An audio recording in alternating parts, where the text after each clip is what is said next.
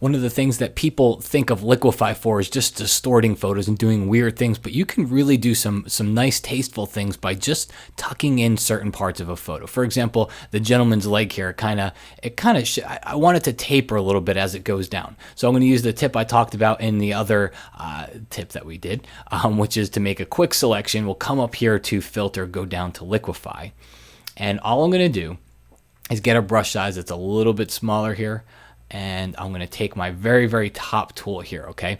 It's the forward warp tool, and all we're going to do is very little, just tiny little bits, just tap and bring this in. Okay, we're just going to make it taper. Not too much. I don't want it to look like he's got really, really tight pants on, but I do want it to taper just a little bit more than it does, especially down here. And we'll let it kind of bow out a little bit right at the ankle there. So let's click OK. And we'll zoom in on that portion of the photo. And you can see an example here. Let me deselect.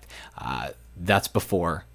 That's after. So before, after. Another example here. Let's take a look at the groom in this photo. So again, I'll make a very quick selection.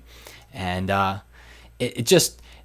guessing it's just from his jacket. You can see it kind of just makes him look like he's bigger than he is. So we just come over here and we just tuck that in. All right, if it starts to pull up, just bring it down a little bit.